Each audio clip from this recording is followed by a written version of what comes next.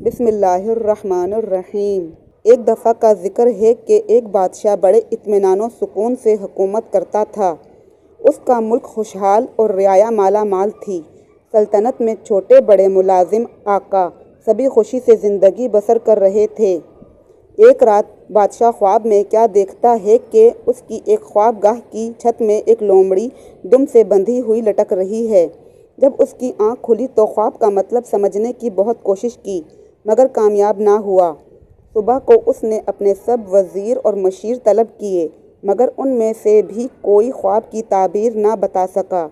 बादशाह ने अपने मुल्क में ये ऐलान करवाया कि जो शख्स बादशाह के ख्वाब का मतलब बताएगा उसे ज़ोर दौलत से माला माल कर दिया जाएगा।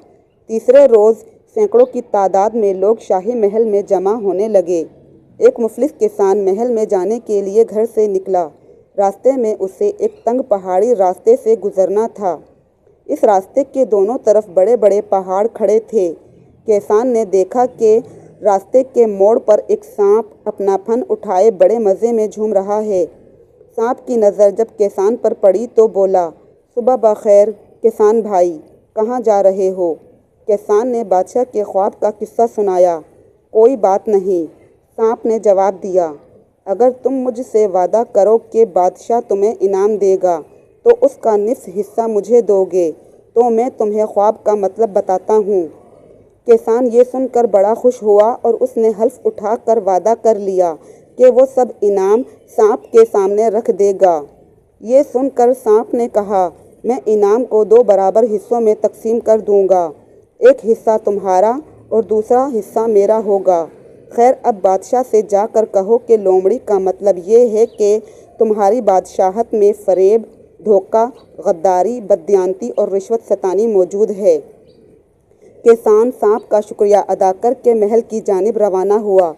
जब उसने बादशाह को ख्वाब की ताबीर सुनाई तो ये ताबीर बादशाह के जी को लगी और उसने किसान को बहुत सी मालो दौलत दी। इतनी दौलत पाकर किसान की नीयत में फतूर आ गया, इसलिए वो दूसरे रास्ते से अपने घर रवाना हुआ ताकि सांप को उसका हिस्सा देना ना पड़े। कुछ मुद्दत बाद बादशाह ने फिर एक और ख्वाब देखा कि उसकी ख्वाबगाह की छत के दरमियान धागे से बंधी हुई नंगी तलवार लटक रही है। सुबह को बेदार होते ही बादशाह ने किसान को बुलवा भेजा। अब किसान बहुत परेशान हुआ। बहरहाल उसे मजबूरन पहले रास्ते से जाना पड़ा। जब वो पहली जगह पहुंचा जहां उसने सांप देखा था, अब वहां सांप का नामो निशान ना था। थोड़ी देर इधर उधर देखने के बाद उसने पुकारा, ए सांप भाई, एक घड़ी के लिए यहाँ तशरीफ़ लाइए, मुझे आपसे निहायत ज़रूरी काम है।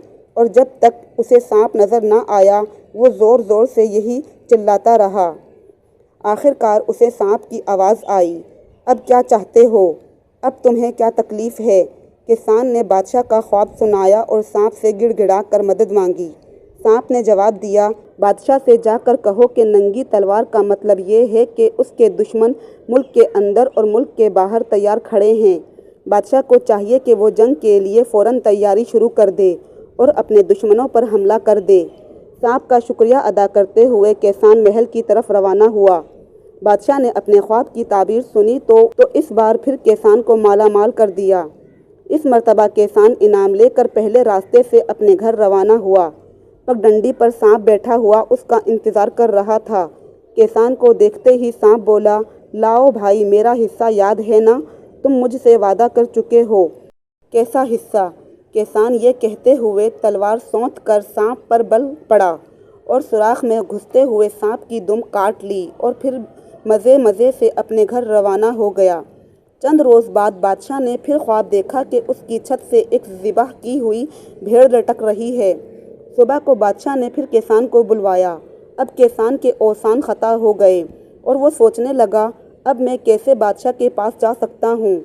2 बार तो सांप ने मेरी मदद की थी, अब तो सांप मुझे कुछ बताने से रहा, बल्कि मुझे देखकर नफ़रत से मुँह फेर लेगा, क्योंकि मैंने सांप की भलाई और नेकी को अपनी तलवार से ज़ख्मी कर दिया है।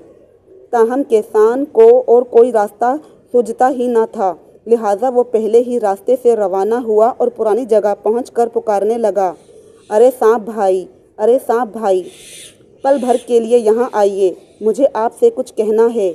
کافی دیر تک کسان چلاتا رہا۔ آخر سانپ اپنے بل سے باہر نکلا۔ کسان نے اپنی پریشانی بتائی۔ سانپ بولا، اگر تم بادشاہ کو عطا کردہ انعام کا نصف حصہ مجھے دینے کا وعدہ کرو تو میں تمہیں خواب کی تعبیر بتاؤں گا۔ کسان نے سانپ کو یقین دلایا کہ اس مرتبہ وہ ضرور اپنا وعدہ پورا کرے گا۔ سانپ بولا، بھیڑ کا مطلب یہ ہے کہ اب بادشاہ کی سلطنت میں امن و امان کا دور دورہ ہوگا اور لوگ بھیڑوں کی مانند رہ سکیں اور امن پسند ہوں گے اور آپس میں پیار محبت سے رہیں گے۔ کسان نے سانپ کو دل سے شکریہ ادا کیا اور بادشاہ کے ہاں روانہ ہوا۔ بادشاہ اس خواب کا مطلب سن کر بہت خوش ہوا اور کسان کو پہلے سے زیادہ تحائف دیے۔ آپ نے کمال تحمل مزاجی سے کام لیا اور جو کچھ بادشاہ مجھے پہلے دے چکا ہے وہ بھی آپ کی خدمت میں پیش کرتا ہوں۔ کسان نے سانپ سے کہا اور پھر بڑی ہی عاجزی سے معافی مانگنے لگا۔ سانپ بولا، تمہیں افسوس کرنا چاہیے، نہ پریشان ہونا چاہیے، کیونکہ یہ تمہارا قصور نہیں تھا۔ پہلی مرتبہ جب تم یہاں آئے اس وقت تمام لوگ دھوکے باز اور جھوٹے تھے۔ ملک میں غداری اور فریب دہی کا دور دورہ تھا، اس لیے تم بھی دغا باز نکلے اور اپنے وعدے کے باوجود بادشاہ سے انعام حاصل کر کے دوسرے راستے سے اپنے گھر پہنچ گئے۔ دوسری مرتبہ ہر طرف جنگ کا چرچا تھا اور لوگ آپس میں قتل و غارت گری پر آمادہ تھے، تو تم بھی بغیر کسی وجہ کے مجھ سے الجھ پڑے اور میری دم کاٹ لی۔ اب کی بار جب ہر طرف امن و امان ہو رہا ہے اور لوگ نفرت کو بھول کر پیار سے رہنے لگے ہیں تو تم بھی تحفے لے کر میرے پاس آ گئے ہو اور مجھ سے حصہ بانٹنے کے لیے تیار ہو۔ جاؤ، خدا کی رحمت ہو تم پر، مجھے تمہاری دولت کی ضرورت نہیں۔ یہ الفاظ کہہ کر سانپ اپنے سوراخ میں گم ہو گیا۔